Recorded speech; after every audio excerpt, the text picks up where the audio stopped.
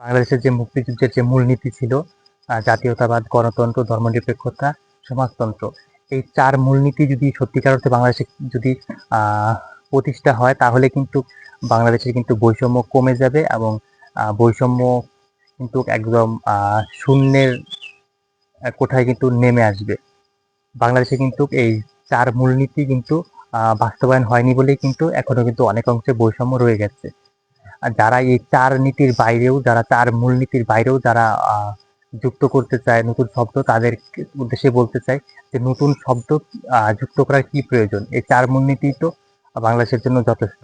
কারণ সমাজতন্ত্রের মধ্যেই কিন্তু রয়েছে সামাজিক মর্যাদার বিষয়টি, মানবিক মর্যাদার বিষয়টি, তারপরে সামাজিক সুবিচার বা ন্যায় বিচার বলেন, সেই বিষয়টি কিন্তু রয়েছে। তাহলে নতুন করে সামাজিক ন্যায় বিচার, মানবিক মর্যাদা এই বিষয়গুলো যুক্ত করার কি প্রয়োজন?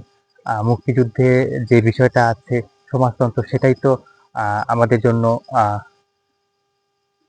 জন্য মানে অত্যন্ত গুরুত্বপূর্ণ। বা একটি শব্দের মধ্যেই কিন্তু অনেকগুলো শব্দ আমরা খুঁজে পাই। যেমন সমাজতন্ত্রের মধ্যেই কিন্তু সমতা শব্দটা রয়েছে। তো একের ভিতরেও কিন্তু অনেক রয়েছে।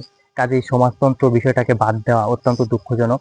একই সাথে ধর্মনিরপেক্ষতা শব্দটাকে বাদ দিয়ে তারা নতুন করে যুক্ত করতে চেয়েছে।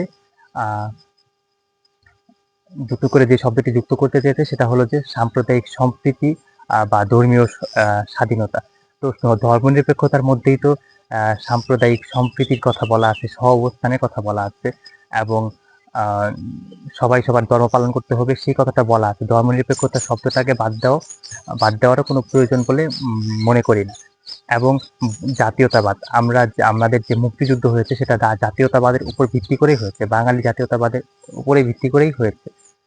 অন্যান্য জাতিগোষ্ঠী যারা আছে তারা অবশ্যই তাদের সংস্কৃতি অধিকার তাদের পাওয়া প্রয়োজন, এবং তাদের যে আহ, সংস্কৃতি আছে সেটাকে চর্চা করার জন্য রাষ্ট্রের যে ভূমিকা আছে সেটা অবশ্যই রাষ্ট্রের পালন করা প্রয়োজন, এবং একজন সচেতন নাগরিক হিসেবে অন্য ভিন্ন জাতিগোষ্ঠী, ভিন্ন ধর্মের মানুষেরা তারা সুরক্ষা পাবে আমাদের কাছ থেকে, আহ, সেটাও প্রয়োজন।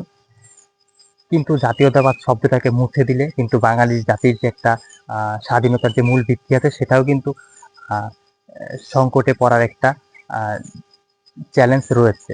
তারপর আপনারা বলতে পারেন যে গণতন্ত্র, সেটা তো আমাদের জন্য দরকার, প্রয়োজন, গণতন্ত্রও তো দরকার আছে। তো এখানে তো সবগুলো শব্দই রয়েছে, ৪ মূলনীতির মধ্যে কিন্তু সবকিছুই কিন্তু রয়েছে। তো নতুন করে এই শব্দগুলোকে বাদ দিয়ে নতুন করে শব্দ যুক্ত করা মানে কিন্তু মুক্তিযুদ্ধের যে একটা আহ চেতনা রয়েছে, মুক্তিযুদ্ধের যে সত্যিকারের অর্থে যে মুক্তিযুদ্ধের যে একটা চেতনা বা মুক্তিযুদ্ধের যে একটি আকাঙ্ক্ষা আছে সেটা কিন্তু বাস্তবায়ন কিন্তু অসম্ভব।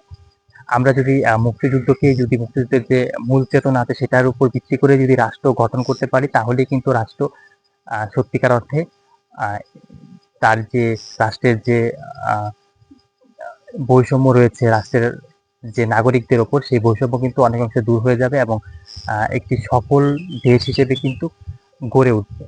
আমাদের কিন্তু নতুন করে কোনো শব্দ আমদানি করার কিন্তু কোনো প্রয়োজন নেই। আমাদের দেশে আমাদের মুক্তিযুদ্ধের মধ্যে যে সমস্ত শব্দ প্রয়োগ করা হয়েছে, যে সমস্ত নীতি নেওয়া হয়েছে, যে সমস্ত চেতনার উপর আমাদের মুক্তিযুদ্ধটা গড়ে উঠেছে, সেগুলো দিয়ে কিন্তু বাংলাদেশকে নির্মাণ করলেই কিন্তু বাংলাদেশ নতুন করে আহ, বিশ্বের বুকে নতুন করে কিন্তু মাথা উঁচু করে দাঁড়াতে পারবে। নতুন শব্দ আনার কোনো প্রয়োজন নেই বাংলাদেশে।